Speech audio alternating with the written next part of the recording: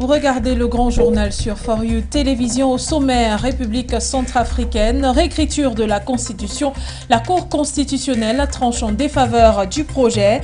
Celle-ci a jugé inconstitutionnel les décrets portant création du comité chargé de rédiger la Constitution et plusieurs autres décrets dans sa décision, et a également mentionné que la révision de la Constitution ne pouvait être opérée qu'après la mise en place d'un Sénat. On y revient dans cette édition d'information.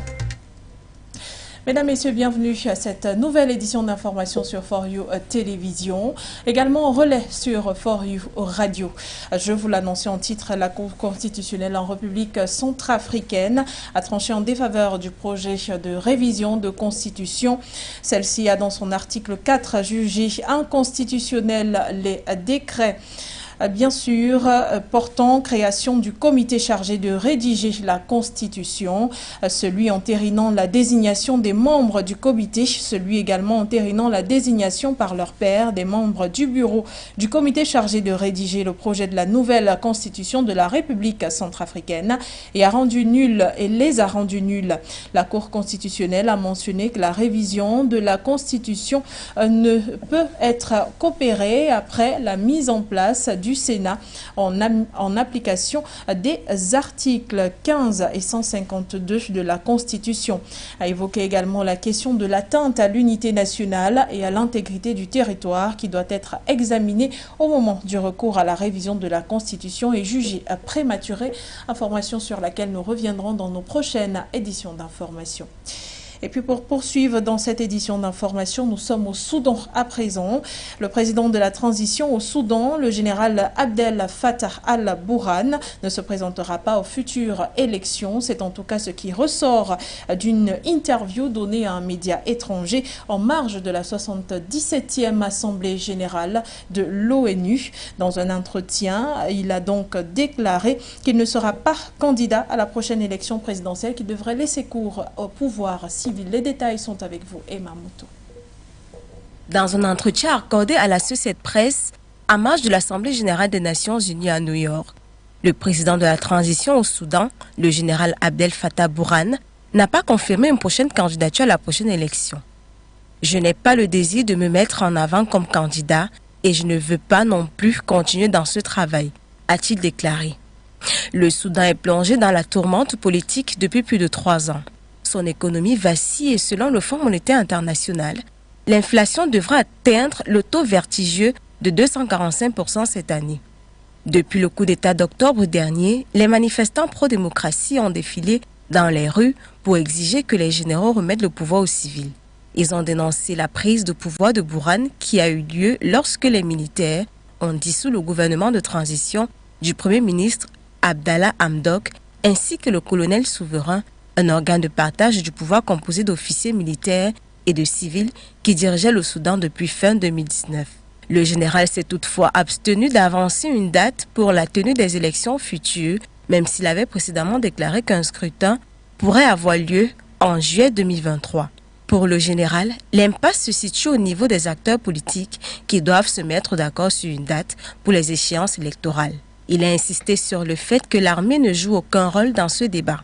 Il a également balayé d'un revers de la main la supputation qui font état de tension au sein de son propre gouvernement de transition, niant l'existence de désaccords avec le chef adjoint du conseil militaire au pouvoir au Soudan, le général Mohamed Abdan Dagalo, plus connu sur le surnom de Hamedi. Ces dernières semaines, les médias locaux ont fait état de différends entre les deux généraux. Hamedi a récemment admis que la prise du pouvoir par les militaires avait fait échec. Des millions de Soudanais souffrent sous le poids de l'inflation et d'une monnaie, la livre soudanaise, dont la valeur a chuté de façon spéculaire par rapport au dollar américain. Le chef militaire au pouvoir a accusé des pays et des institutions qu'il n'a pas nommés d'être à l'origine de la détériorisation de la situation économique du Soudan.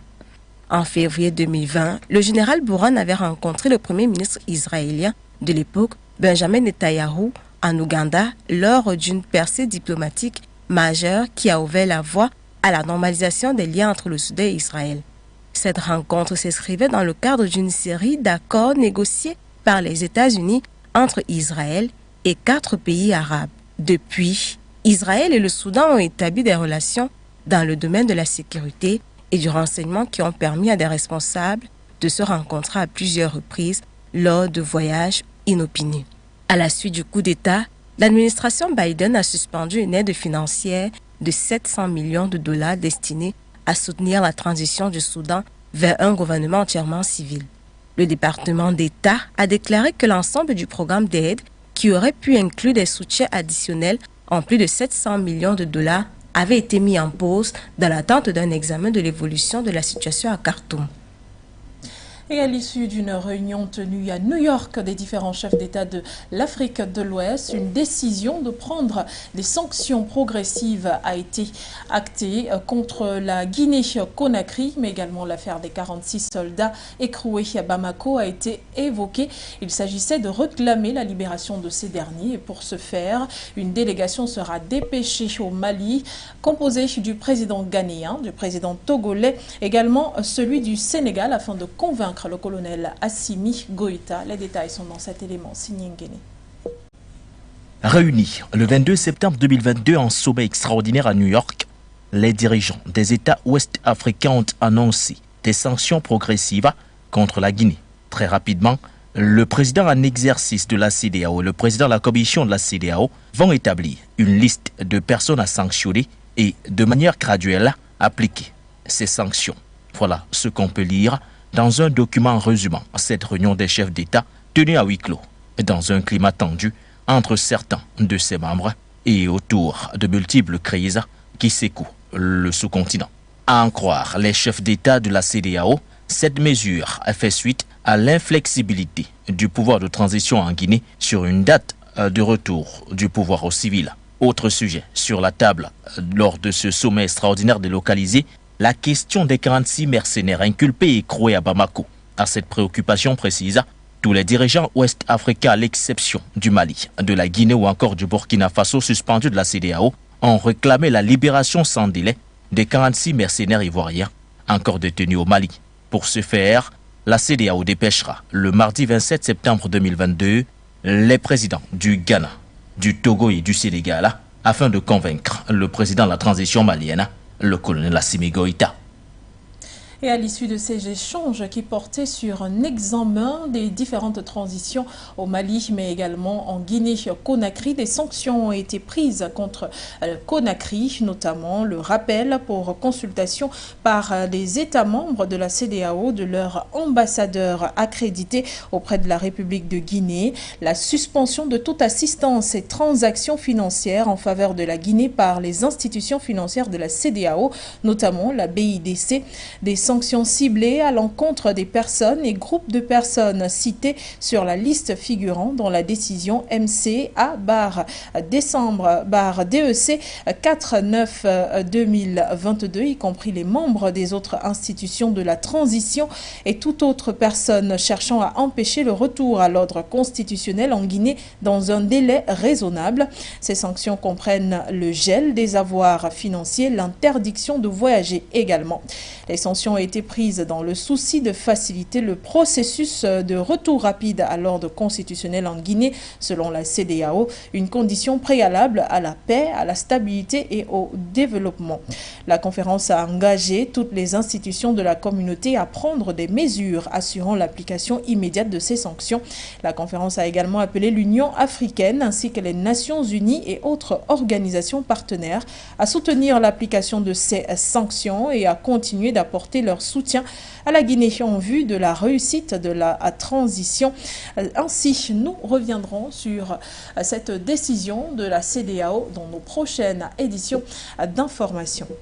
À présent, on parle du Mali et de la sécurité sur le terrain. Dans une interview aux médias accordée, Mohamed Bazoum, le président nigérien, a affirmé que le Mali est en danger et à la solde des terroristes depuis le retrait de la force Barkhane.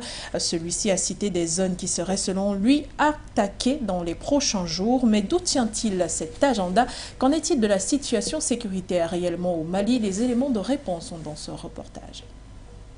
Face aux médias français, le président nigérien Mohamed Bazoum a d'abord relevé que selon lui, le Mali est en danger plus que jamais face au terrorisme, déclarant que la région de Ménaka pourrait être sujette à plus de risques de massacre. Je cite, « Je suis convaincu que les djihadistes de l'EIGS comptent attaquer Ménaka. Ils en sont militairement capables. » Fin de citation. Mais d'où tient-il le programme des terroristes, le président Bazoum? C'est que de son point de vue, la décision de faire partir la force française Barkhane du territoire était une porte ouverte à la fragilité de la nation malienne. Il a clairement déclaré que depuis le retrait de la force française, la situation dans la région s'est dégradée. Et pourtant, cette force Barkhane était répudiée depuis plusieurs mois par les populations maliennes. C'est que l'heure du bilan n'a rien produit de convaincant. Les propos du président nigérien donnent à s'interroger quand on sait que le 15 août dernier, le Mali a saisi le Conseil de sécurité de l'ONU, déclarant avoir des preuves concrètes d'une agression française et violation de son territoire, notamment l'espace aérien, et pire encore, de soutien français aux terroristes. Plainte qui jusqu'ici est restée sans réponse. En ce qui concerne la situation sécuritaire de Gao, de Ménaka, le gouvernement malien avait annoncé des mesures renforcées pour combattre au mieux le terrorisme ainsi que sur le territoire national. Le Mali avait opté pour un développement de coopération avec plusieurs Africains, comme le Rwanda, en mai dernier dans le but de renforcer ses capacités en termes de protection de civils et défense territoriale, mais également avec la Fédération de Russie. Jusqu'ici, les bilans n'ont pas été en or, mais le gouvernement malien a assuré que la protection territoriale et civile était en pole position des priorités de la transition. Mais durant la période du 15 au 21 septembre, au centre du pays, 36 terroristes ont été neutralisés à Mopti, selon le colonel Souleymane Dembélé, directeur de l'information et des relations publiques des armées. Ceci grâce à des opérations aéroportées, mais celui-ci annonce aussi la mort de plusieurs soldats, notamment 4 des forces armées maliennes. Les localités d'activité sécuritaire intense sont Samazoso, Timissa, Fatoma, Goniabe, Diofologo. La dernière cueillette a eu lieu le 21 septembre 2022. Il s'agissait d'un terroriste, auteur de pose d'engins explosifs improvisés et ses complices qui ont été neutralisés par les forces armées maliennes. Et à présent, opération survie pour le G5 Sahel après le départ du Mali. L'organisation militaire a tenu le 22 septembre dernier à Niamey, au Niger, une réunion extraordinaire réunissant des ministres de la Défense et les chefs d'état-major des désormais 4 pays membres. À l'ordre du jour, la mise sur pied d'une nouvelle stratégie de déploiement, mais également face aux attaques dans la zone des 3 frontières et se relever du départ du Mali. Le compte rendu de ces assises avec vous, Kouetio.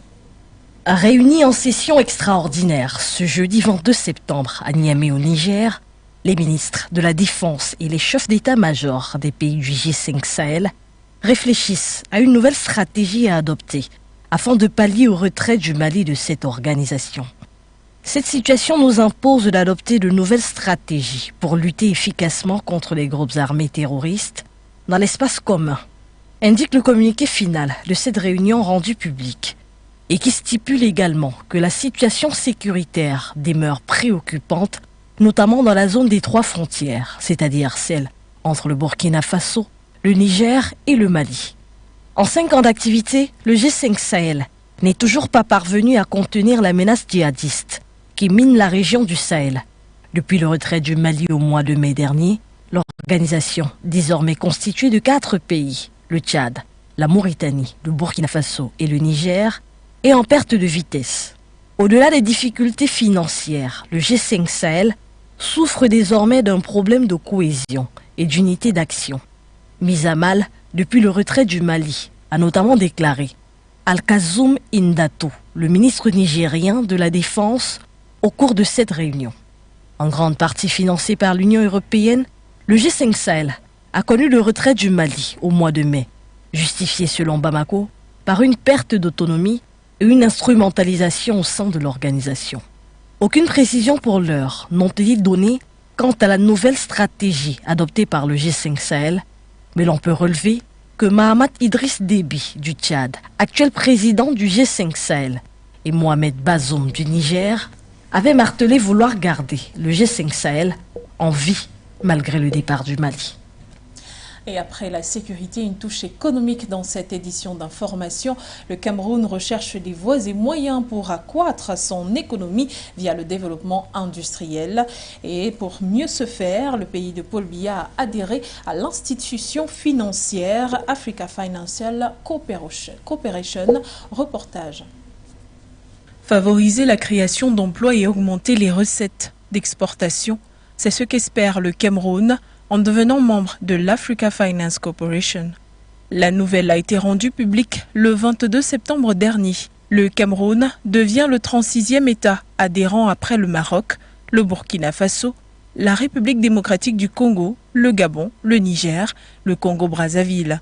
L'institution financière est spécialisée dans le financement d'infrastructures en Afrique. Le Cameroun entend donc développer et promouvoir une économie manufacturière.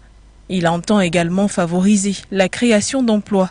Si ce schéma est respecté, voilà qui donnera cours à une création d'infrastructures qui permettront de remplacer les importations et développer la capacité manufacturière et industrielle du pays, atteignant les 40% du produit intérieur brut.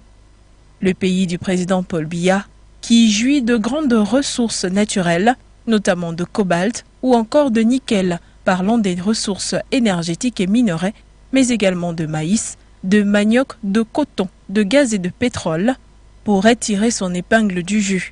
L'Africa Finance Corporation avait déjà fait ses preuves en 2018 en investissant dans une société hydroélectrique. Il s'agit de la société hydroélectrique de Nachigal, avec pour objectif de limiter le coût de la production énergétique. L'adhésion à l'institution financière semble une aubaine pour le pays, car selon ses statistiques, elle a réussi à générer 30 000 emplois au Gabon en finançant la première zone industrielle neutre en carbone du continent. Et elle étend actuellement ses approches au Bénin et au Togo.